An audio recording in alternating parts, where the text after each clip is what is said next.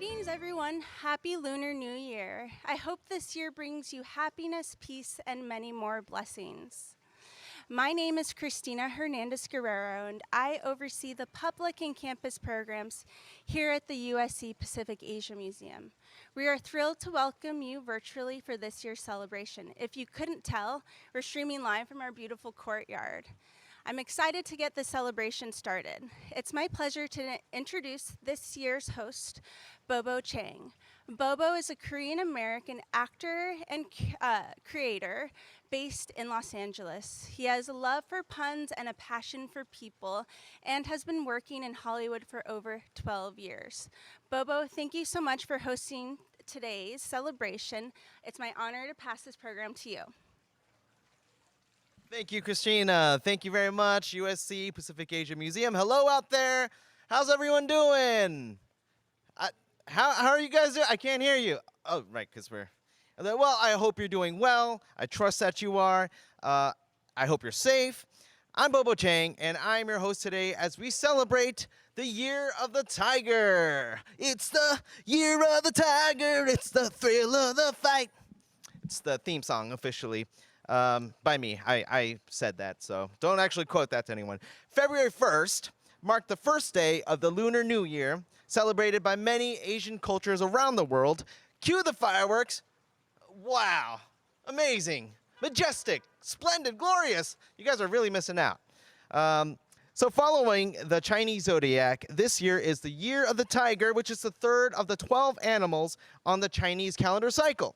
So, for those born in the years 1926, 1938, 1950, 62, 74, 86, 98, 2010, you sense a pattern here. This is your year, and that includes me. That's right, 1938 was a great year. Amazing genes, eh? Now, we are excited to kickstart this new year with an exciting lineup of performances, and our first one is presented by the Music Center of Los Angeles County, or McClack, as I like to say. This performance features the Korean Classical Music and Dance Company, who will bring us the grace and beauty of Korea through the art of dance. Oh, good. I'm glad I don't have to. You wouldn't like that, trust me. They participated in the 1984 closing ceremony of the World Olympics. And now, please let me introduce the company's director, Dr. Don Kim, and the Korean Classical Music and Dance Company. Yay! Good morning. My name is Don Kim, Dongseok Kim in Korean word. I'm a director of a Korean classical music and dance company. We're from Music Center, downtown Los Angeles Education Division. Today we have a special program for you, just like we celebrate New Year, Lunar New Year's. Korean people also celebrate thousand years Lunar New Year's. As you introduced, this is a tiger, year of a tiger. Last year was ox, next year's like a rabbit, something like that. There's two different music and dance in Korea. One is a court music and dances, strictly performed for the royal family. Another one is performed by the regular people, like farmers, fishermen, and workers, all different kind of people. So we'd like to show to you a little part, each of them. First dance, we call the Hwagwanmu. Hwa, H-W-A, Kwan, K-W-O-N. Hwagwan means a flower crown. Mu, M-O-O. Mu means a dance, especially dance from the court. This is a part of a court dance. This dance usually performed for the royal family, just like a New Year's Day come, the celebration. And also they have some birthday from the royal family, and people come to their palace. They always have this kind of dance. So this is dance for the New Year celebration. Here's a flower crown dance, Hwa, Kwan, Mu.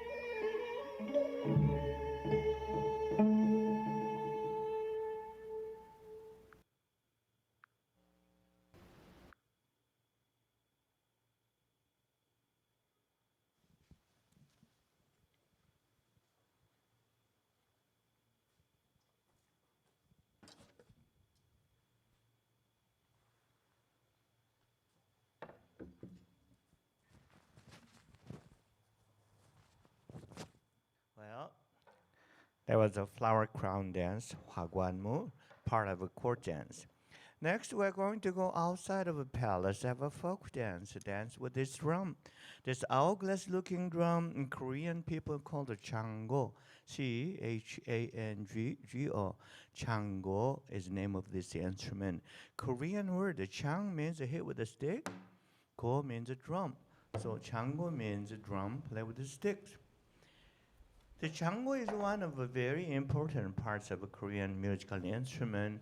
It could play both court and folk music and dances. Compared to the Western musical instrument, I probably would say this is a Korean timpani. You have two small drums put together. Here's one. Here's another one. This is lower. This one's higher. Also, I could adjust the tone using this strap. Highs go higher, lows go lower.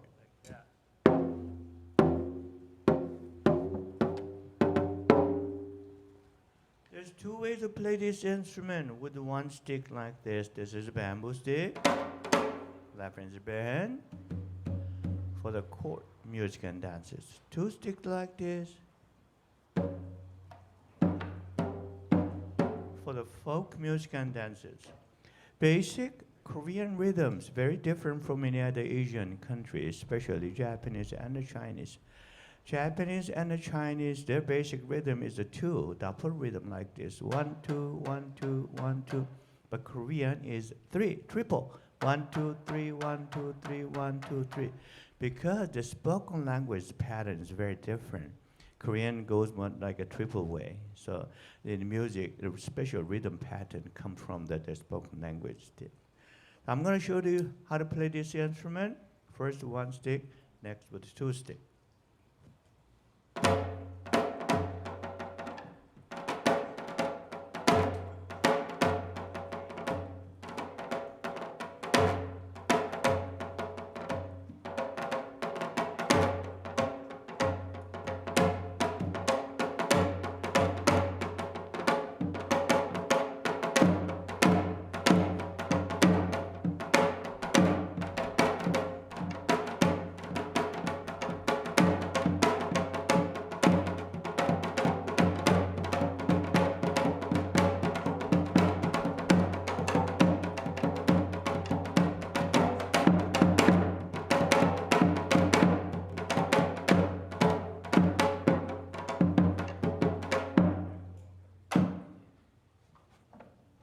Yeah, that's the way to play this instrument. So next, the dancer will carry this chango on their shoulder. They play this instrument. We name the chango chum, C-H-U-M, chum. Chum means a dance in Korean too. But especially when a part of a folk dance, instead of it called a mu, they call it chum. So this is chango chum is a part of a folk dance. Here is chango chum, chango dance.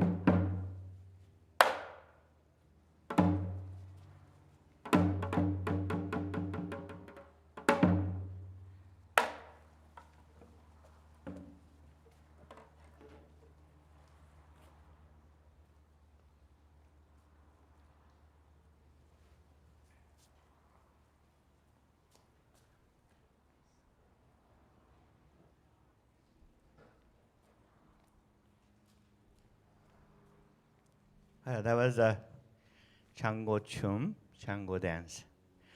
Next, I like to play this string instrument for you. The name of this string instrument is Kayagum. So, Kayagum.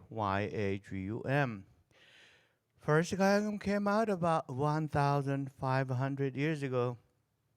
There's a little kingdom of Kaya in the southern part of the Korean peninsula. The country name was Kaya. The one of the king made this instrument. So we name after this country Kaya, Kaya, Kum, G-U-M, or G-E-U-M means string instrument. This Kayagum have a 12 string.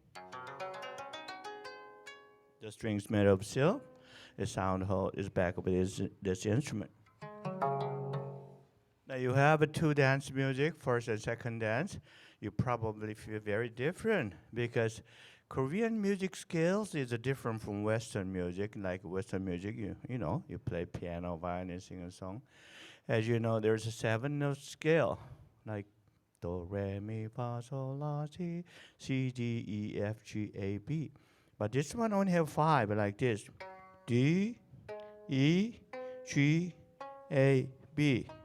Re, mi, sol, la, si. Now we have 3 different octaves here: lower, middle, and high. So we got 3 re, 3 sol, 3 la, 2 mi, 1 chi. 12 strings, but still 5-tone scale. Another word is a pentatonic scale. There's lots of pentatonic scale music throughout the world, not just Korean music. The African music, European music, and in our country have lots and lots of pentatonic scale.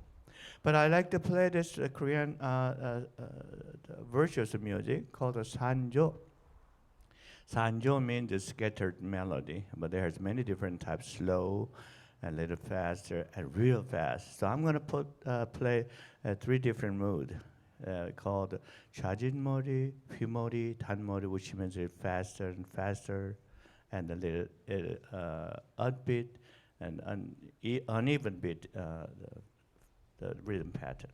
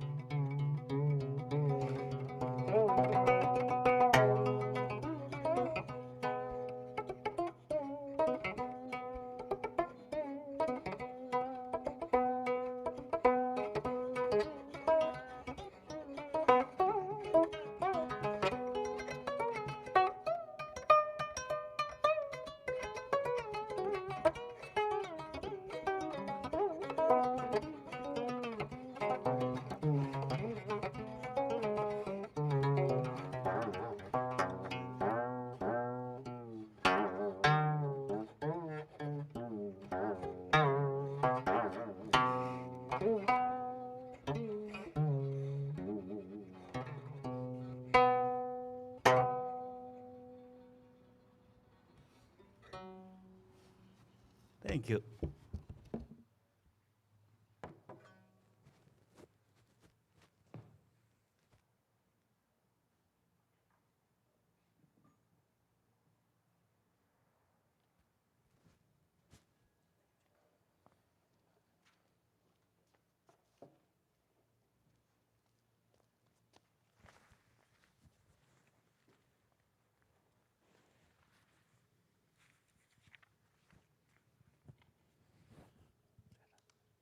All right.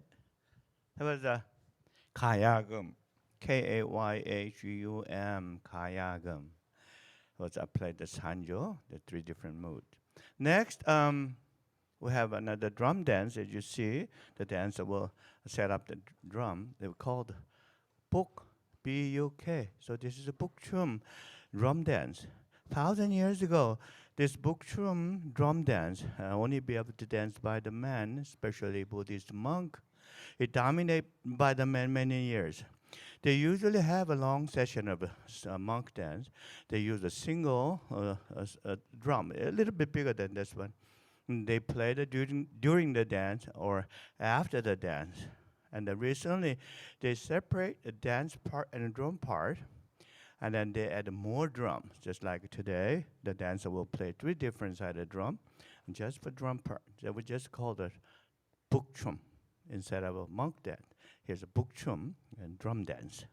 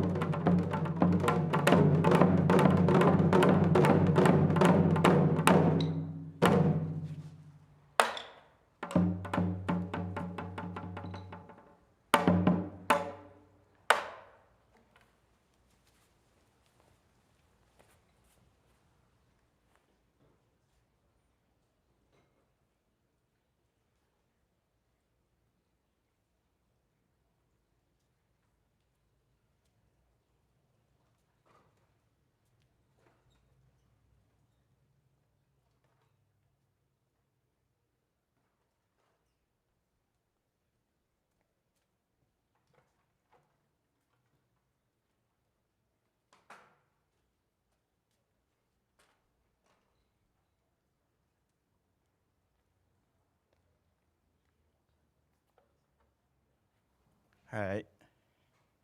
That was a bokchum drum dance. We almost come to the end of the program. We have only one number for today's program. Before that, I would like to share with you a very simple word in the Korean language. It means good morning, good evening, good afternoon, also hello.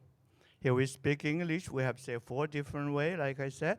But Korean just say once, like this. 안녕하세요. 안녕하세요. Yeah. The polite way to say, you always have a bow when you say 안녕하세요, just like that. 안녕하세요. Right. And also another one, thank you very much. And you say 고맙습니다. 고맙습니다.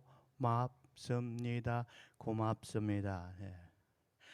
Well, there's a Happy New Year. So in the Korean says 새해.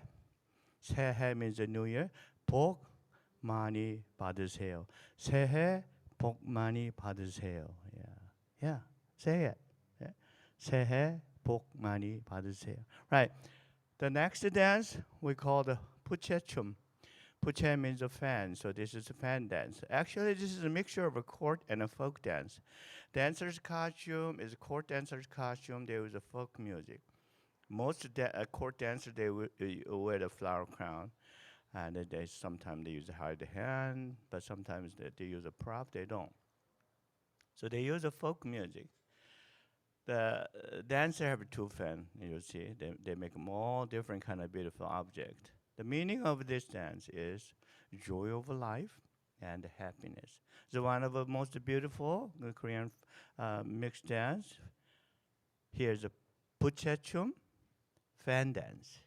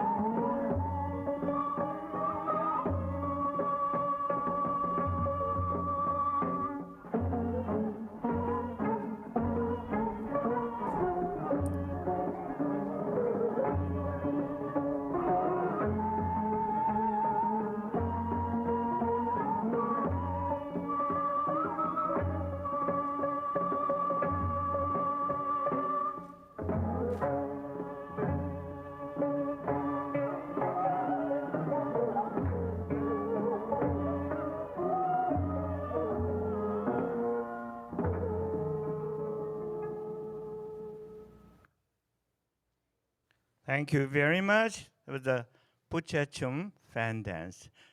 Let me introduce the dancer to you. You give him one more big hand. Miss Young Shin, Miss Euna Che, Miss Min Jung Kim. My name is Don Kim with the Korean Classical Music and Dance Company from Music Center Education Division. Have a wonderful day and see you next time. 안녕. 안녕.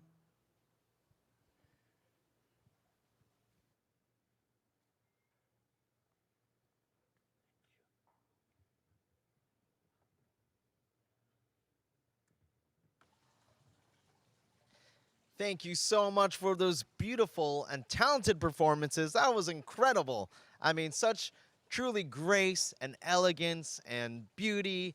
And that's really impressive that they could do all those things. I mean, I can hardly stand here and talk well and move my hands. That they can do fans and drums and I love I was a big fan of that last one. That was great. And then when they're drumming and spinning, like, can you imagine just being able to like, I try to do that when I'm in the shower and I like got a tune in my head and I'm going, and then I'm like grabbing the shampoo and then I'm grabbing the body wash, but then it's not nearly as cool looking because I'm just like and then I usually slip or something and make a fool of myself. Thankfully, no one sees. And then you gotta love those gloves slash sleeves. It's like. You just stick it on your hand. You got a nice long sleeve, and you look cool when you're walking in the wind. And then if you need to like grab something, I'm sure you can like whip it, snap it, and grab it, bring it into you like a frog tongue or something. So all around, just amazing, beautiful. I think I even spotted some BTS moves in there.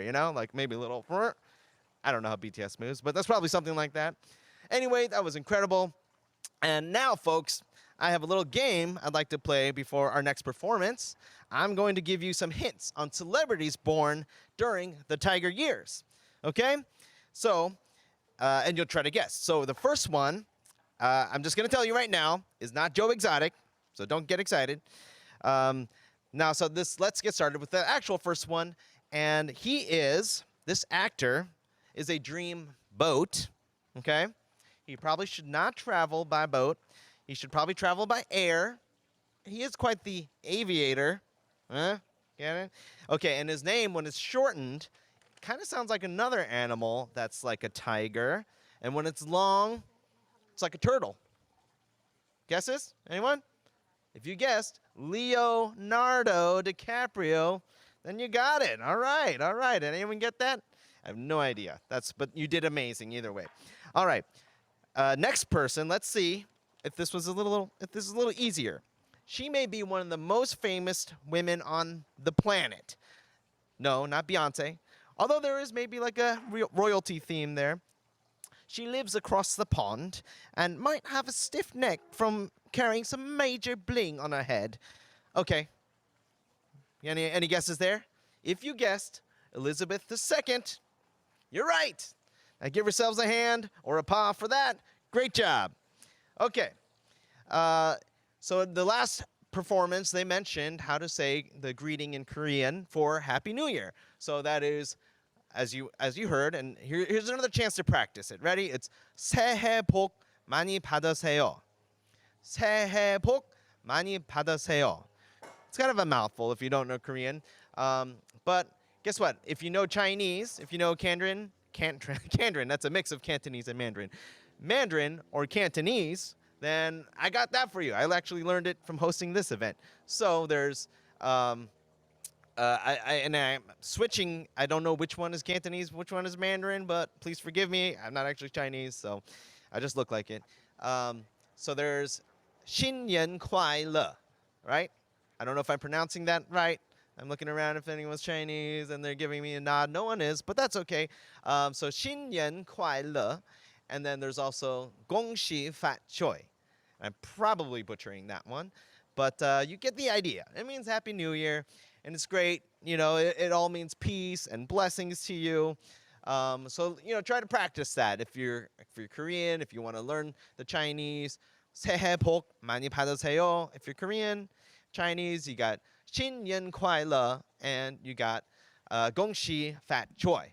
So very cool. I wish that upon you. Now, our next performance starts now and will feature our very own Trojan family. Kazan Taiko is a Japanese taiko drumming ensemble at USC, founded in 2002. Their group's name is derived from the Japanese word for volcano, an explosive force that inspires them and characterizes their playing style. And it's really fun when they play the drums and floor is lava at the same time. It's really impressive. You should see it. They perform at events hosted by fellow Trojans as well as off-campus performances in the greater LA area in an effort to make taiko known to their campus and local communities. And that's what I'm taiko about. Kazan's goal is to provide a place for their members to express themselves through rhythm and movement while learning and participating in the tradition of Japanese taiko drumming. Now, let's erupt with applause for Kazan Taiko. Hi everyone, we are Kazan Taiko, USC's Japanese drumming ensemble. Today we'll be playing for you two pieces, the first piece of which is called Matsuri, which in Japanese means festival. Unfortunately, you can't see our smiles because we all have masks on, but hopefully you can feel our festive and happy energy wherever you are. Thank you and please enjoy Matsuri.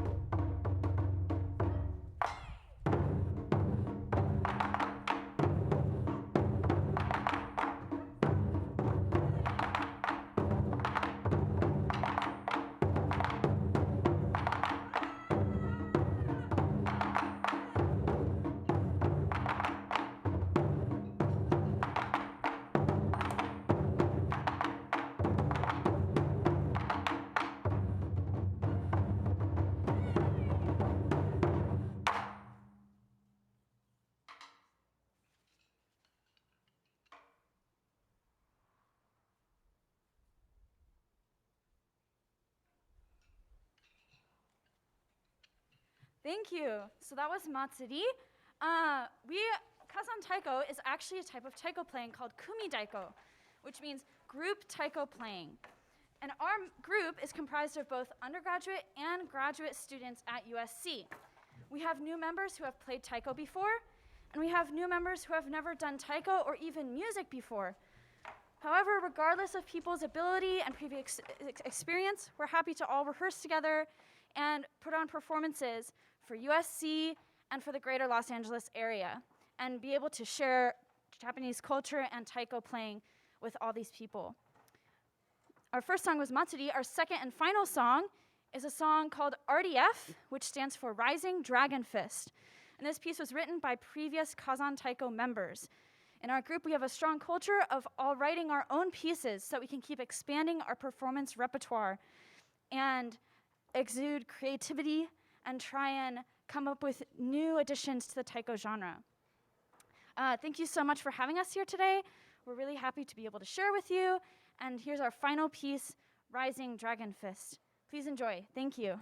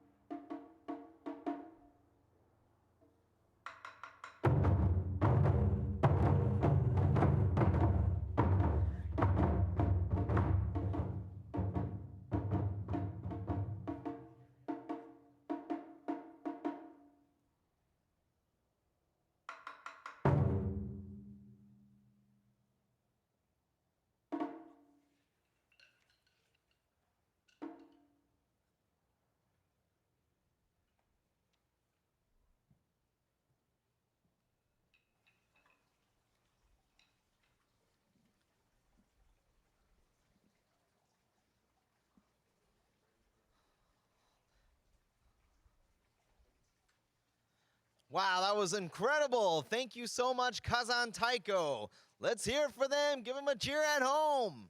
That was a blast, right? You know, because the volcano. Yeah, well, you know, they should think about acting, honestly, because they were quite dramatic. Uh-huh. Ba-dum-tum. That's when they would hit the ba-bum-tum. It wouldn't sound as cool. I mean, it just sounds different. It's a good drum sound. You know, they could also go drum, drum, drum. But yeah, so that was Kazan Taiko. That was incredible. You know, sometimes I felt like throwing a bell in there, a little ding, because then you would have Taiko bell. If there's any fans out there of that. You know, Lunar New Year is kind of a confusing time if you're a Korean American or maybe a second generation American from, you know, China or whoever celebrates Vietnam, the Lunar New Year, because it's not the regular calendar. And, you know, where do you get these Lunar New Year calendars? I'm sure there's a place, but I've never gotten them. It's not on the regular calendar most of the time, except if it tells you it's Lunar New Year. But it's quite confusing, especially if you grow up and have parents who celebrate their birthdays according to the lunar calendar like mine do. We never knew when our parents' birthdays were. It was pretty sad. And they would get mad all the time. They were like, how come you missed my birthday? And I was like, well, last year it was on the 17th, and this year it's on the first. Like, there's not even like a narrow window. It's like, well, we should just go early. You'll miss it unless you keep track of the lunar calendar. You know, thankfully there's Google and all the stuff you can look it up and figure it out. But to find out the specific birthdays is difficult. So my mom, growing up, would always miss her birthday. So she finally got sick of it. She decided she's just going to go September 15th every year, kind of like, you know, a normal calendar would go. But you know, it's funny. Like, how does she expect us to know? Like, as children too. It's not like we're gonna be like, hey, I wonder what when every day falls on in the lunar calendar this year. You know, in the middle of playing with Legos, you're not gonna be like, wait, the lunar calendar. What does it say? And it's not like you can just like stare at the moon and it'll tell you. You know, that's how people become werewolves. I'm pretty sure. But you know, there was no way for us to know. But one thing that is great about the Lunar New Year is that Koreans especially, we eat something called tteokguk, which is like rice cake soup. And it's delicious. My kids love it. And we eat it every year, and it gives us a year. That is actually how you get older in Korea. You eat the tteokguk, and it gives you a year older. So I loved to eat tteokguk all the time when I was little because I was like basically 45 years old as a 7-year-old. And so, yeah, it was fantastic. I love it. Now, Lunar New Year is a time to show off your stripes and roar extra loud to welcome in some much-needed changes and adventure following the Year of the Ox, which, let's be honest, feels like a lot of it was an accident. Although Pacific Asia Museum, PAM, is unable to welcome you in person today, we're so excited to host you virtually. So please take some time to check out what the USC Pacific Asia Museum has lined up for the rest of the year on their website, linked in your chat box. Now, help me let out a loud, welcoming roar for our next performers, the Shaolin Kung Fu Association. The association's mission is to promote and preserve the heritage of Chinese culture and has been doing so for 45 years. This group specializes in Chinese lion and dragon dancing and showcases dynamic martial arts demonstrations of Chinese Kung Fu. Okay, that's cool. Lion dance? Yeah, no tiger? That's fine. Yeah, I won't get catty about it. All right, so let's give it up for the Northern Shaolin Kung Fu Association and their instructor, Daniel. Hello, good afternoon, everyone. Yes, this is Daniel from the Northern Shaolin Kung Fu Association. Here to celebrate Chinese New Year, Lunar New Year, the Year of the Tiger. We are here to do a short demonstration for everybody out there. And thank you again for inviting us back. We've been doing demonstrations and celebration here for many, many years. So today, we're gonna do a short lion dance for you guys and some Chinese martial arts, which will take about 15 minutes. So without further ado, we're gonna start off with a little bit of the drum to kick it off, and then we'll call the lion in, and then we'll start the show. Okay, Chris, ready? Let's hit the drums.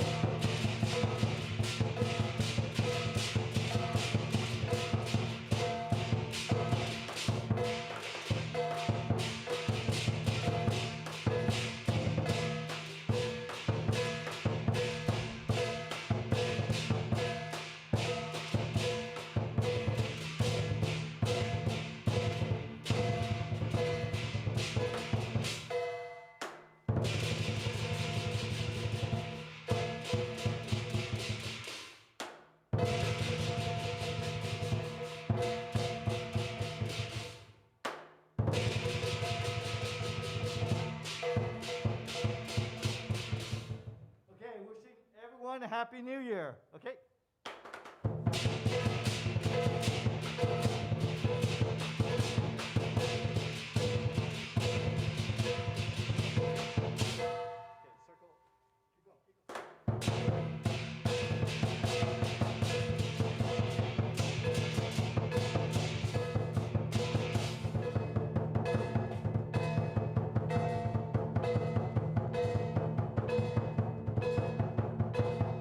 some martial arts demonstrations. Ready? Start.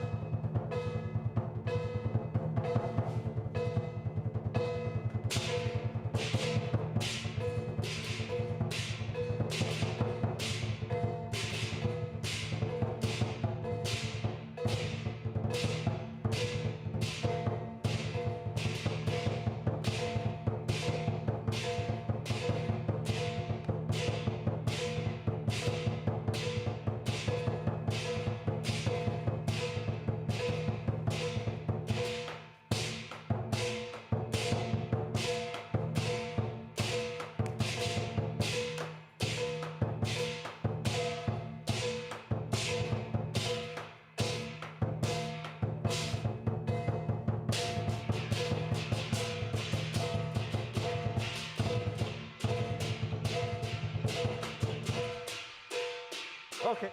All right, next up, we have Chris to do a form, Northern Shaolin form number 4. And I'll do the drum. Okay, ready, start.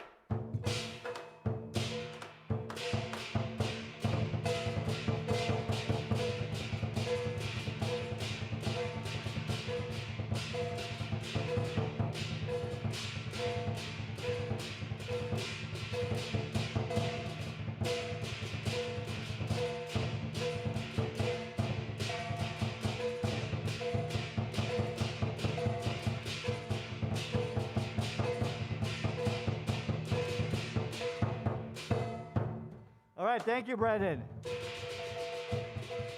Little history about our organization. Northern Shaolin Kung Fu Association has been around for about 40 years. Is led by our master, Kenneth Hui. We practice throughout LA County, Alhambra, Pasadena, Rowland Heights, and so forth. This is recreational. We do it every week, and we continue the legacy. All right, and then we're going to finish up real quick with a short Tai Chi set with myself and one of our senior students. His name is Tao. Okay, we're going to do a Tai Chi 24 set, and then we'll wrap it up. Thank you.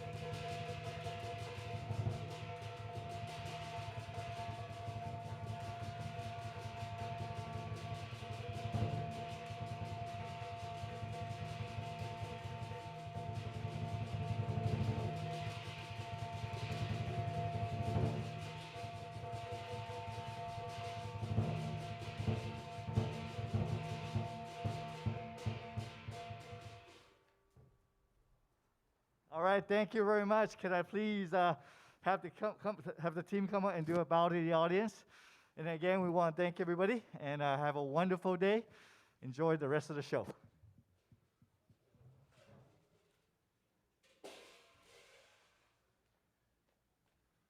ready? Salute. Thank you. Here we are.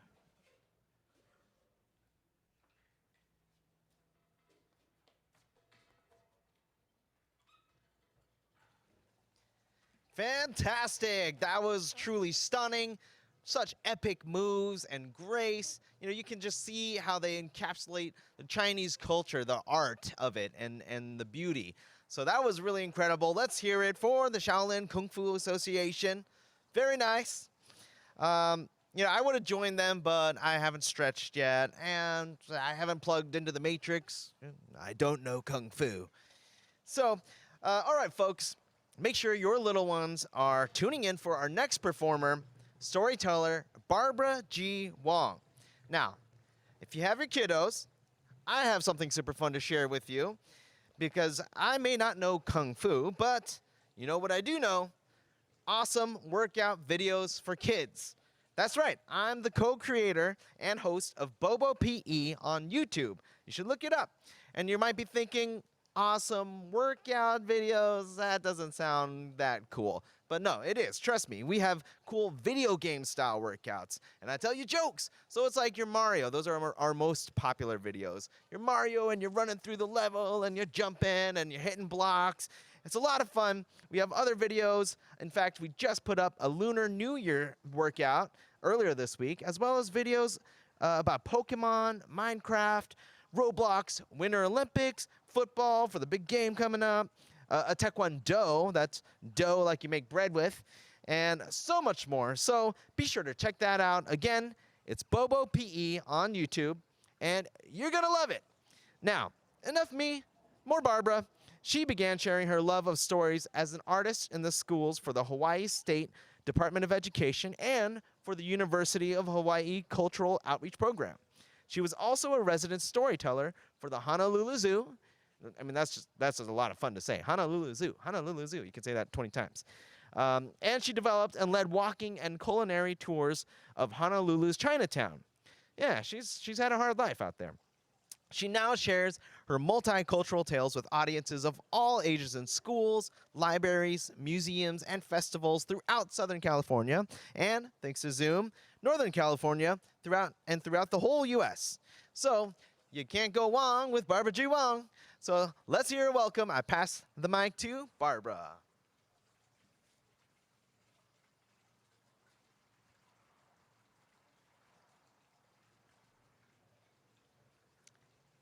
Gong hei fa choi.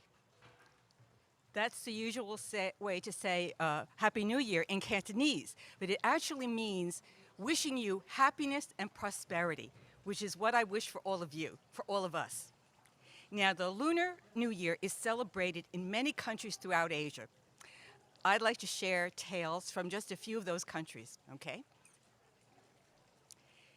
There was once a Tang Dynasty emperor who had a very lovely daughter, and she was also very scholarly.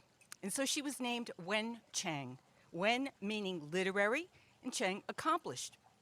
And when the princess came of age, chieftains from the 7 neighboring kingdoms sent representatives, envoys, to ask for her hand in marriage. Well, one version of this, one of her admirers, the Tibetan chieftain, sent his prime minister, Lu Tongsan. He was a gifted and resourceful military leader who'd helped unite the country. Now, one version of the story, the Tibetan one, says that the Tang emperor was only too happy to marry his daughter to the Tibetan chieftain to solidify his political ties. But he needed a discreet way of declining all of the princess's other suitors. Well, another version, the Chinese one, which is the one I'm going to tell you, says that the emperor did not want to marry his daughter to the chieftain in Tibet. It was much too far away from the Middle Kingdom, 2,000 miles. He would miss her company, not to mention the hardships she would face. See, at that time, Tibet did not have skilled craftsmen and carpenters.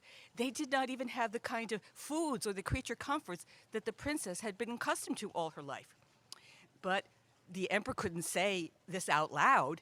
He needed a suitable way to refuse the Tibetan, but at the same time to select a worthy suitor. Well, in any event, in both accounts, whichever one is closer to the truth, it was decided that a contest would be held to determine her future husband. One morning, 100 mares and their 100 colts were gathered together, and the colts were penned inside a grassy compound surrounded on the outside by the 100 mares. Then the emperor made a proclamation.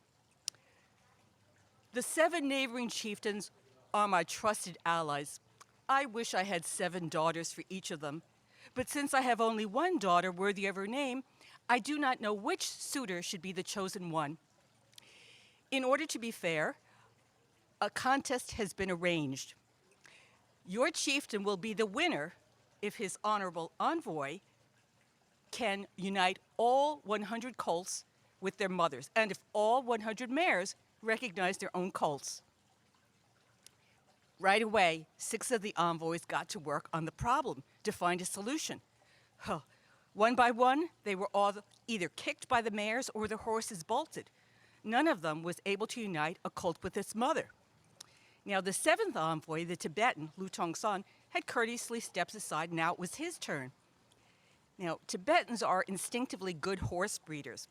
So, not using the clumsy methods that had been used by the others, he allowed the colts to eat as much as they wanted, feeding them fodder for an entire day, but without letting them drink a single drop of water.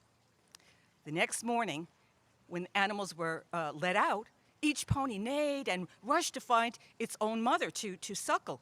And all 100 mares sniffed, and they only allowed their own colt to milk. Without any fuss, all 100 mares were united with their colts. Well, the emperor was very impressed by this clever performance, but he did not like the outcome. The Tibetan envoy is very clever, and I am pleased. Yet, to be fair to the others, there will be another contest. The emperor held up a precious piece of green jade. This jade has a zigzag flaw in it, like a tunnel. Whoever can put a silk thread through from one end to the other will be the winner. Again, 6 of the envoys worked very hard all morning, but were not able to solve it. Then they handed the jade to the Tibetan. Lu Tongsan dabbed some honey by the hole on one end. Then he picked up a tiny ant, stuck a silk thread to its foot, and sent it into the hole at the other end. Well, lured by the smell of the honey, the ant crept through the tunnel, dragging the silk thread behind it until it reached the honey. And then the envoy took the 2 thread ends, tied them into a knot, suspending the jade, and offered it to the emperor. Well, the emperor was very surprised, but he still wanted to test this envoy one more time. And he said, "In order for the other envoys to accept defeat without complaint, please agree to another contest." A carpenter was ordered to shape a log from a very big tree and to make both ends equally smooth and symmetrical. "Please, come forward, inspect this log. Whoever can tell me which end is close to the root of the tree and which end is close to the top, and explain why, will be the winner." Again, the 6 envoys came forward. They examined the log again and again. They measured it over and over, but none of them could find an answer. Now, Lu Tongsan was from the mountainous region. He knew the forest well. He knew that the part that was close to the root of the tree was heavier than the top part. So he asked that the log be placed in a pond.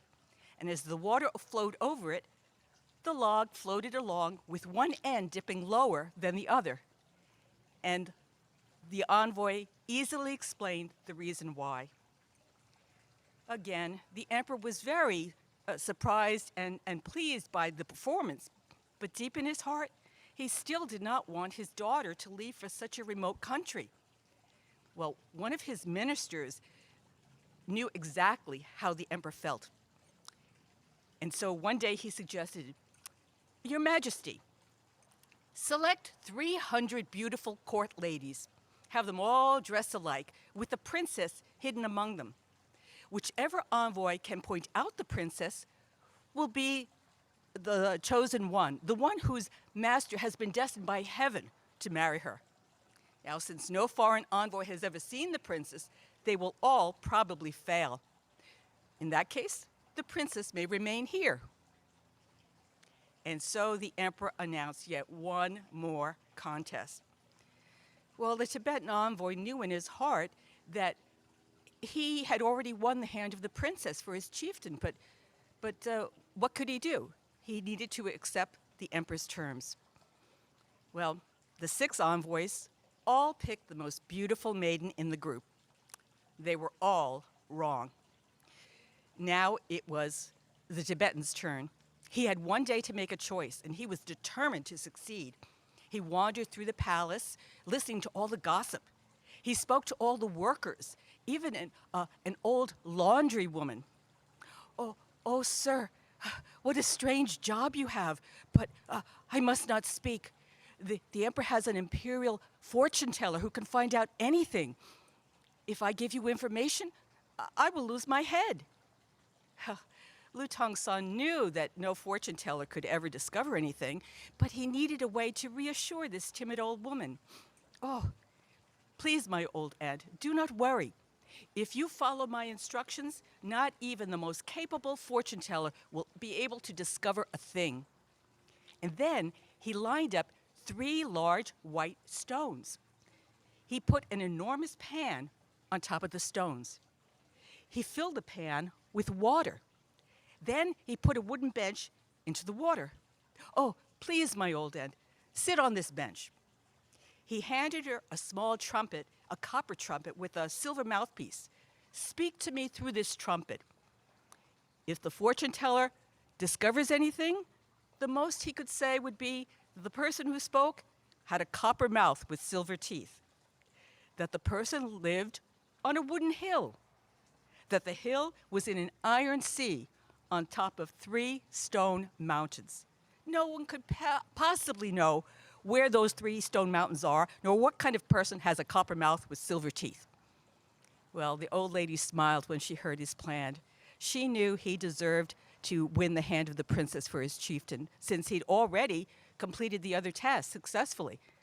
So she spoke freely. Sir, do not pick the most beautiful maiden in the group. Although not ugly, the princess is not the most beautiful. Her beauty has been magnified tenfold simply because she is a princess. And don't look for her near the beginning or the end of the group. The emperor has deliberately put her somewhere in the middle. Oh, and another thing, ever since a little girl, the princess has liked to put a certain fragrant lotion with honey in it on her hair. This was a gift from a foreign lord, and only the princess has permission to use it. Well, honeybees constantly buzz around her head because of the fragrance, but she likes bees and never drives them away. So if you see a bee around a maiden's head, that is the real princess. Well, sir, that is all I can tell you. Lu Tongsan thanked her, gave her a reward, and then went back to the emperor's court. He paid close attention only to the ladies in the middle of the group. Slowly walking back and forth, he was waiting for high noon when he knew the honeybees usually come out to gather nectar. Suddenly, he saw a little bee buzzing around one maiden's head, but she did not seem afraid and seemed to even be looking at it with loving eyes. That is the real princess. He was right.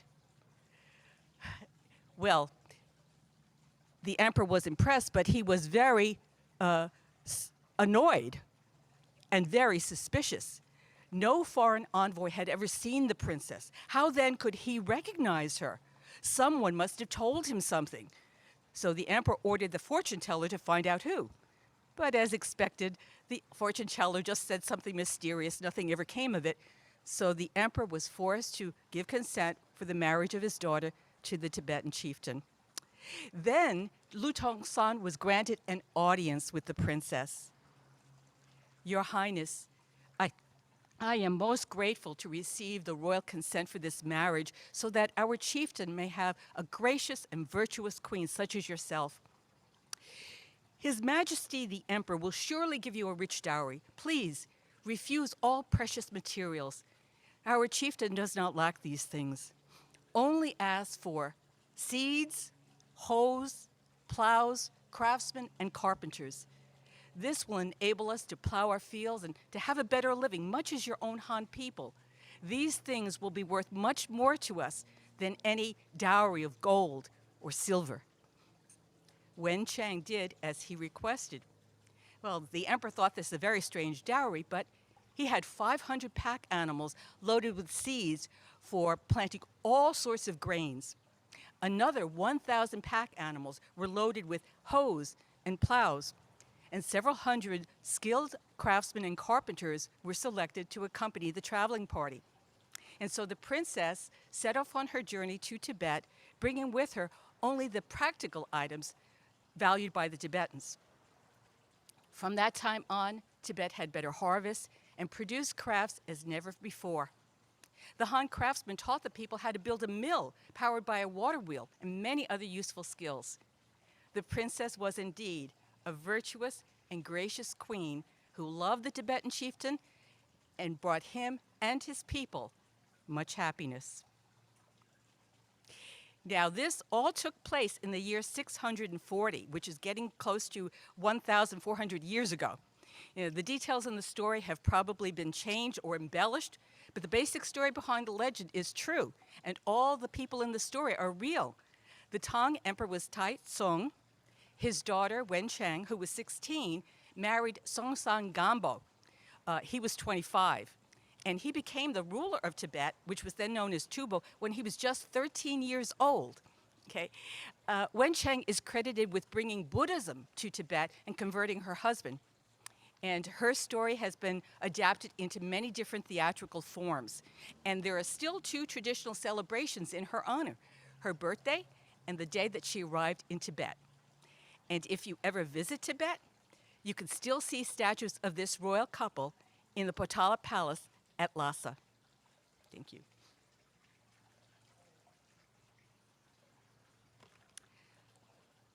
I'd now like to tell you another tale that is popular throughout many countries in Asia. China, Korea, Vietnam, Japan, to name a few, possibly more. I will tell you the Chinese version. Once there was a poor boy who lived with his older brother and sister-in-law after his parents died. But when he was old enough to care for himself, he was driven out of his home. The only thing he had in the world was an old water buffalo. He found a place near a stream where he could live, and he built himself a little hut. Then he cleared a patch of land to grow a vegetable garden. Every day, people along the countryside would see this young man take his water buffalo to graze in the pastures. And so, not knowing his name, everyone came to call him simply Cowherd. One day, Cowherd lay down on the ground to rest after his day's work. He had just about dozed off when he heard a voice call, "Cowherd! Cowherd!" He sat up and looked around, but all he saw was his old water buffalo. "Oh, I'm so tired. I must be imagining things." He lay back down, closed his eyes.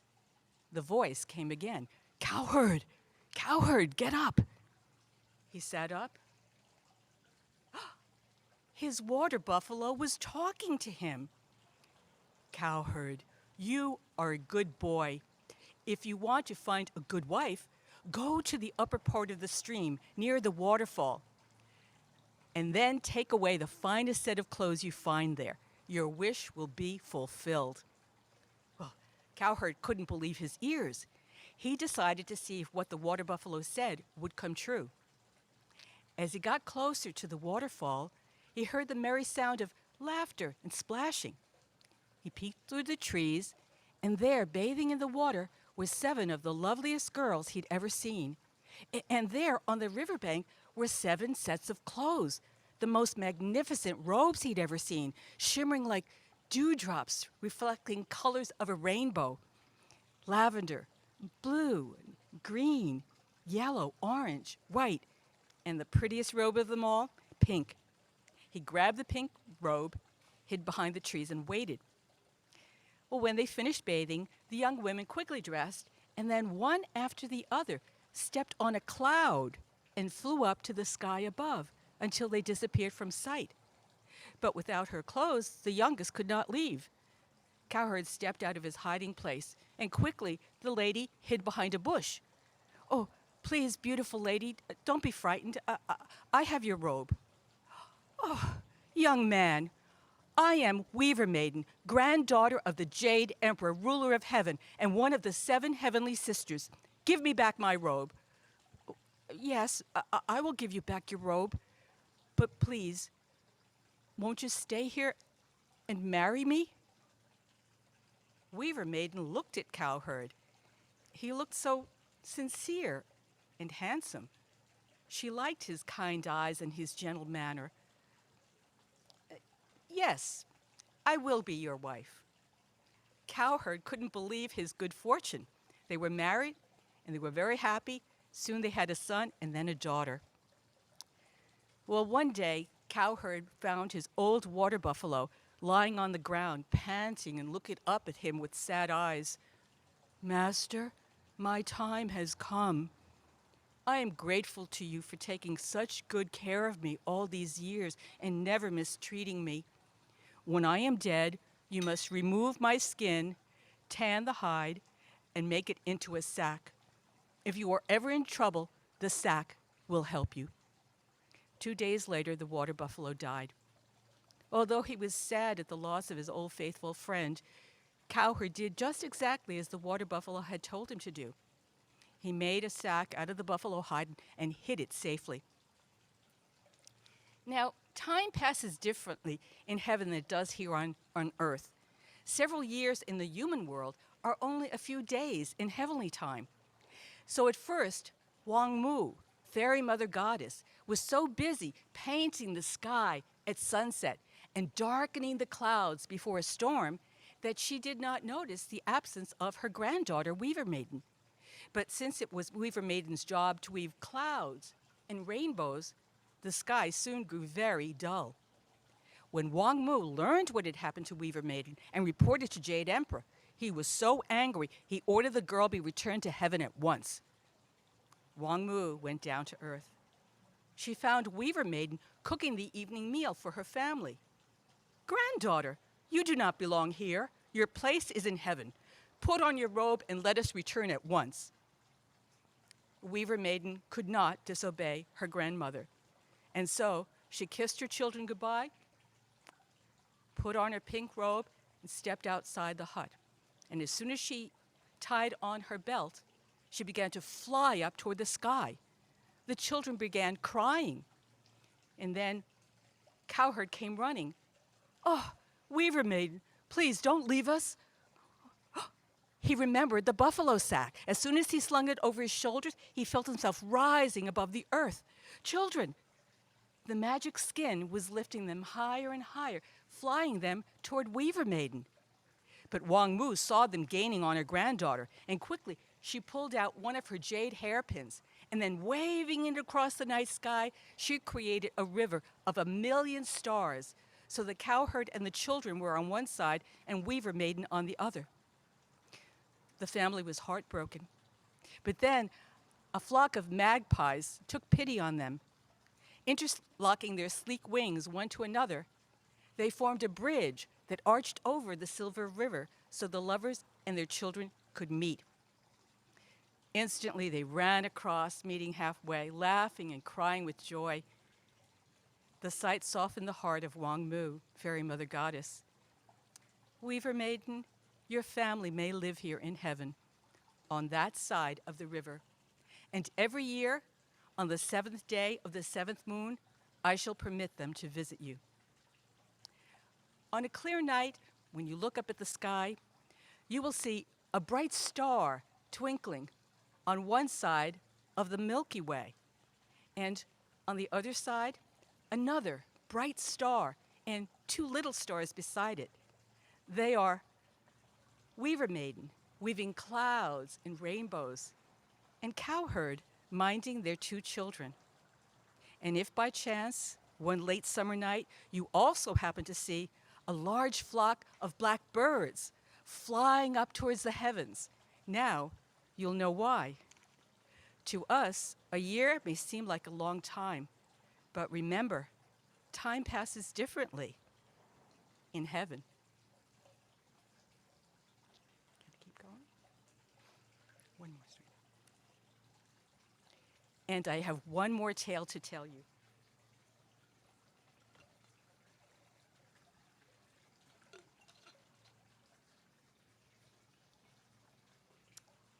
In ancient times, important people in Asia, such as royalty and government officials, when they needed to travel from place to place, they rode in sedan chairs.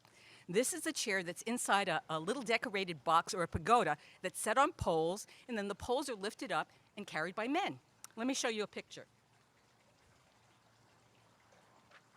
Let me see this.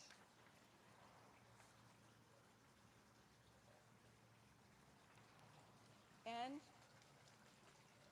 there are usually a minimum of 2 men in the front and 2 men at the back poles.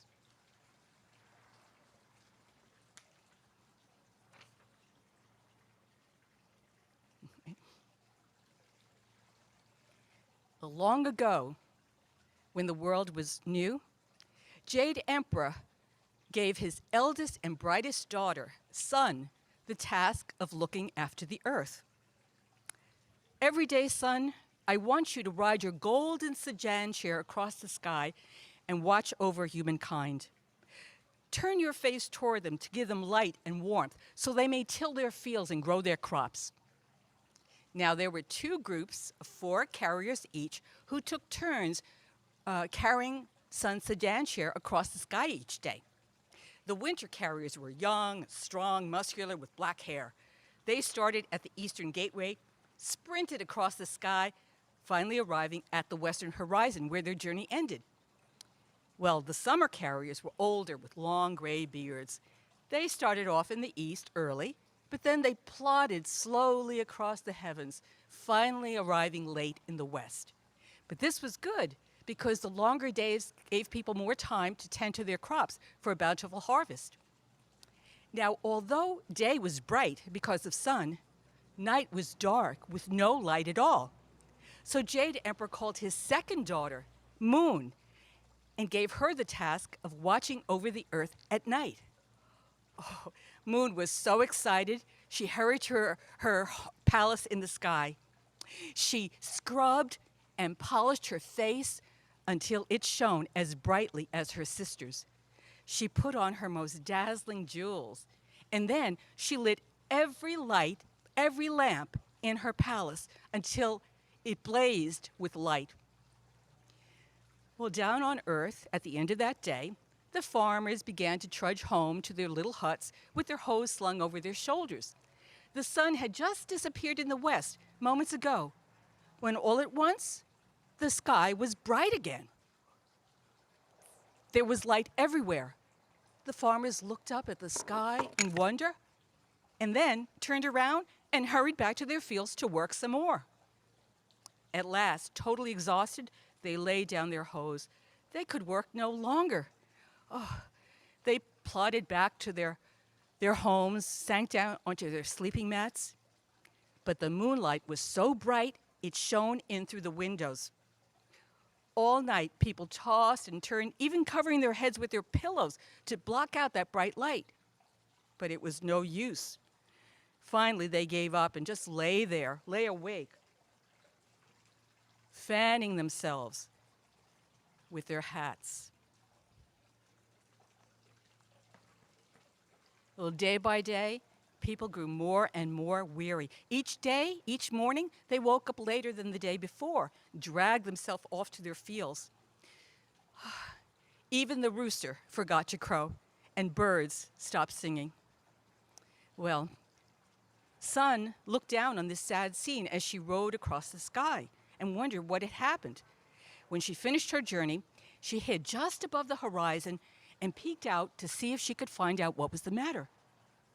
All at once, the sky grew bright again. Moon had just stepped out of her palace and looked down to earth. And behind her, every window in her palace gleamed. Sun sank behind the mountains and hurried off to tell Jade Emperor and Queen Mother of the West. As the sisters stood before their parents, Sun glared at her younger sister. Humans are not like us. They need time to rest. How could you be so proud and selfish? Moon hung her head in shame. But what am I to do? My face is as bright as yours. Well, then you must cover your face. Daughters, daughters, said Queen Mother of the West.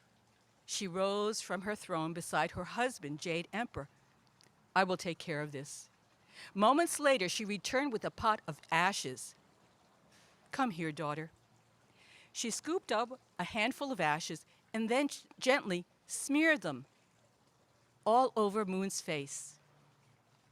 Now, daughter, your face will shine with a soft ivory light. People will love you even more than they love your sister. Take these ashes home and spread them over all your windows except for one. And then every night, look down to earth from that one window. Jade Emperor smiled his approval. Your sister Sun shows people the seasons. Now you, Moon, will show them the time of the month so they will know when to plant their crops.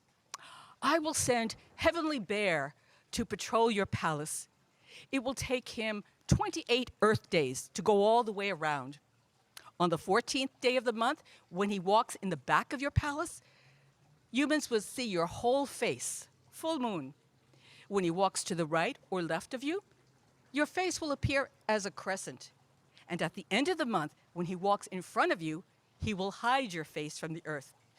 But watch him so he does not linger too long and cause an eclipse.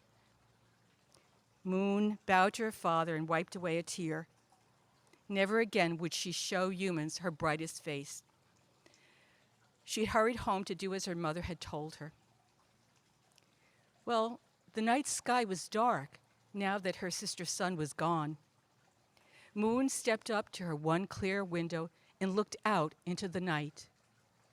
Suddenly, she heard shouting. She looked down. People were looking up at her, and they were cheering and singing.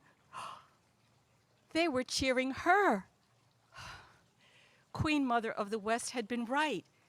People did love the soft, ivory light of her new face. And that is the Vietnamese legend of how the moon became ivory. I do hope you like those stories. And when you have an opportunity to visit the museum again, in person, if you haven't done so already, do stop into the Silk Road Gallery. And you can hear recordings that I made of stories from the Silk Road. Again, my name is Barbara Wong. Thank you so much. And again, I want to wish you Gong Yi Fa Choi, a happy Lunar New Year. Thank you.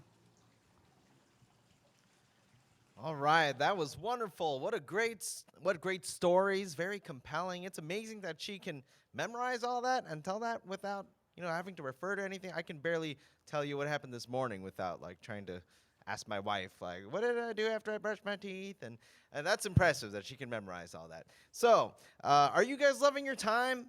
Well, we're just about done for the day, and we have one more exciting performance. So, our last performance, presented by Clazzical Notes, features two soloists, Yihan Chen on the pipa and Haowei Cheng on the guzheng.